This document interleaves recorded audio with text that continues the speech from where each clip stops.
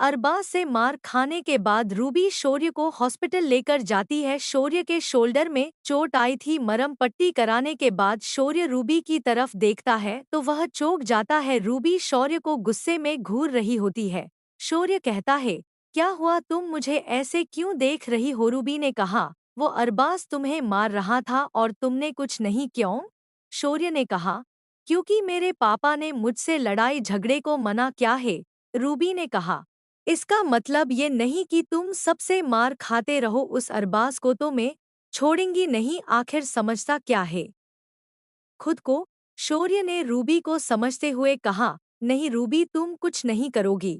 शौर्य की बात खत्म होते ही रूबी ने फट से शौर्य से पूछा, तो तुम उससे बदला लोगे?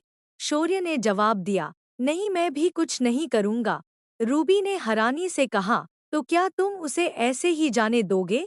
शौर्य गहरी सांस लेकर कहता है, हाँ, मेरे पापा ने मुझसे वादा लिया था कि मैं कभी भी किसी की बात या हरकत का बुरा ना मानूं और उसे माफ कर दूं। रूबी हैरानी से पूछती है, पर क्यों?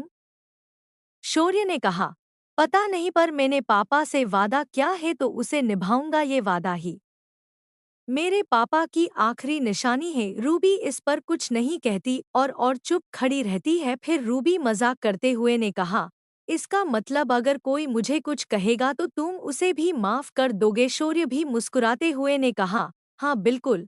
शौर्य रूबी बातें करते हुए हॉस्पिटल से अपने अपने घर चले जाते हैं। अगले दिन स्कूल में रूबी जैसे ही क्लास में कदम रखती है तो उसके होश उड़ जाते हैं। रूबी देखती है कि अरबाज, अजय और दानिश शौर्य को पीट रहे हैं।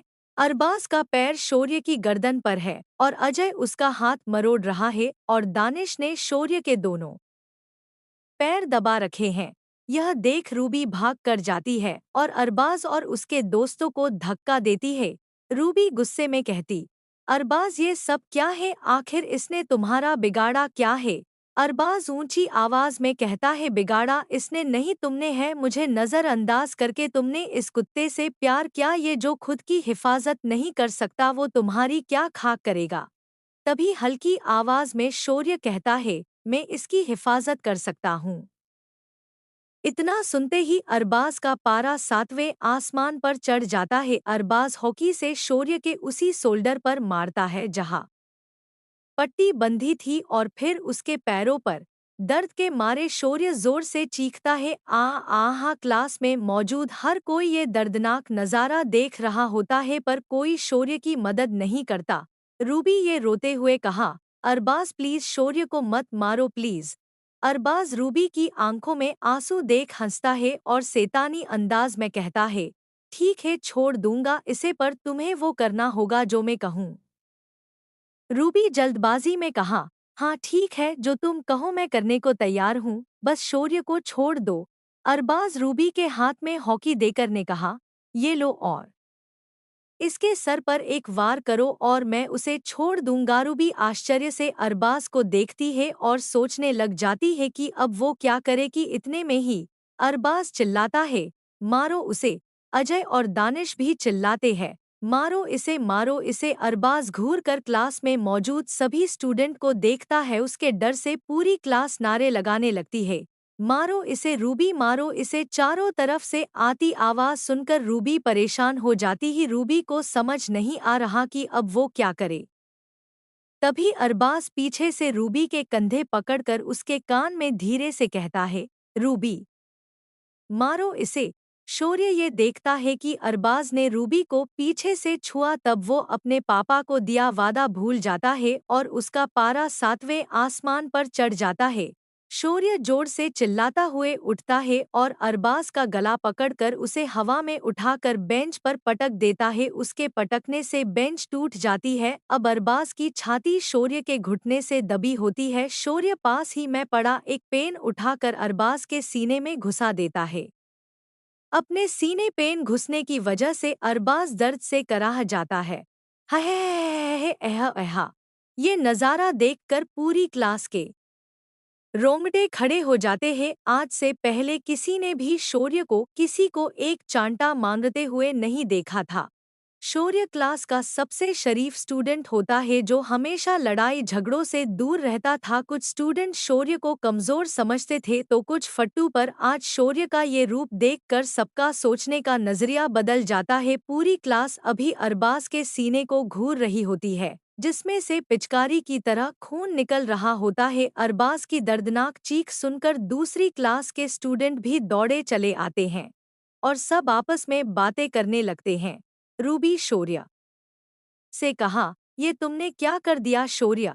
शौर्य अभी भी गुस्से में अरबाज को घूर रहा होता है। सभी स्टूडेंट बातें कर ही रहे होते, इतने में एक भारी आवाज सबका ध्यान अपनी तरफ करती है। ये शौर्य के क्लास टीचर मयंक सर होते हैं। मयंक सर क्लास का नज़ारा देख दंग रह जाते हैं और जोर से चिल्लाते हैं, शौर्य ये तुमने क्या किया?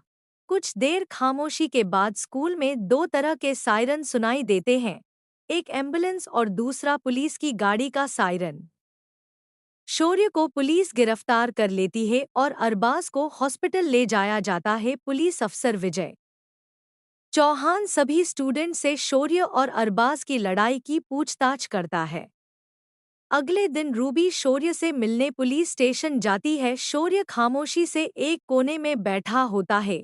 रूबी कहा, शौर्य तुम ठीक हो?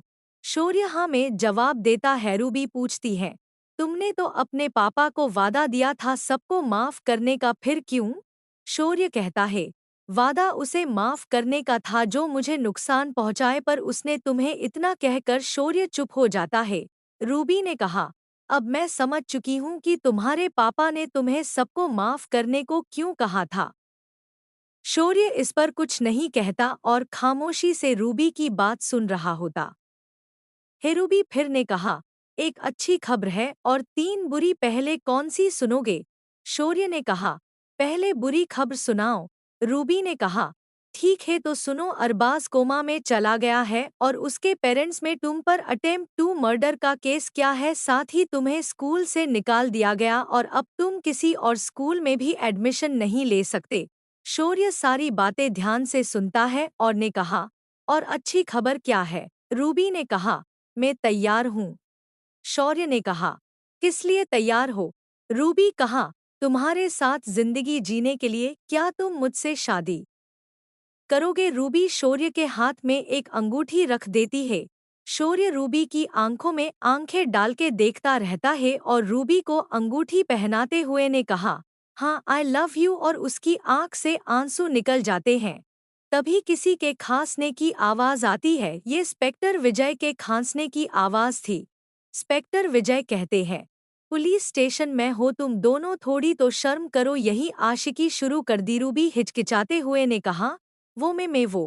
इंस्पेक्टर विजय कहता है, रहने दे, मुझे सफाई मत दे, तेरा मिलना हो गया हो तो अब तू घर जा अपने। रूबी कहा, जैसा आप कहें, पर शौर्य छूट तो जाएगा ना, उसे सजा तो नहीं होगी ना? इंस्पेक्टर विजय ने कहा, देखो इसका फैसला कोर्ट में होगा, तुम अब जाओ यहाँ से, रात हो गई, तुम्हारे माता पिता इंतजार कर रहे होंगे।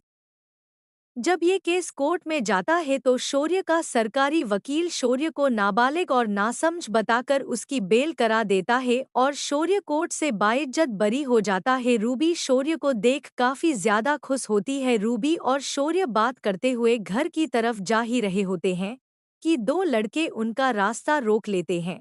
रूबी ने कहा, दानिश, अजय, अब तुम क्या लेने आए हो? शौर्य ने कहा, देखो जो हुआ मैं उसके लिए माफी मांगता हूँ, मेरा उसे मारने का कोई इरादा नहीं था। दानिश कहता है, तुम्हें माफी मांगने की जरूरत नहीं है शौर्य, गलती हमारी ही थी, हमने इससे पहले भी तुम्हें कई बार परेशान किया, उन सबके के लिए हमें माफ कर दो। अजय कहता है, हाँ शौर्य, हम तुम्हें कायर समझते थे पर आज हमारा ये भरम दूर हो गया है, प्लीज हमें माफ कर दो शौर्य। दानिश और अजय हाथ जोड़कर शौर्य से माफी मांगते हैं। शौर्य ने कहा, माफी मत मांगो, मैं तुम्हें पहले ही माफ कर चुका हूँ और आगे भी करता रहूंगा। दानिश कहता है, आज के बाद ऐसा होगा ही नहीं। अजय ने कहा, शौर्य अगर तुम्हें एतराज ना हो तो क्या हम दोस्त बन सकते हैं? शौर्य ये सुन के मुस्कुराते हुए ने कहा, हाँ। दानिश और अजय रूबी से भी माफी मांगते हैं और रूबी भी उन्हें माफ कर देती है। अजय ने कहा, सुनो सब, आज शाम मेरे घर जन्मदिन की पार्टी है। दानिश ने कहा। किसका जन्मदिन है? अजय ने कहा। मेरा ही है। ये सुन सब हंसने लगते हैं। दानिश ने कहा। रूबी, शौर्य, तुम दोनों को भी आना है। शौर्य कहता है। हाँ, हम जरूर आएंगे। फिर सभी दोस्त हंसी मजाक करते हुए साथ साथ चलने लगते हैं। क्या होगा आगे? क्या अरबाज कोमा से बाहर आने बाद शौर्य से बदला लेगा? जानने के लिए पढ़े अगला चैप्टर अभी।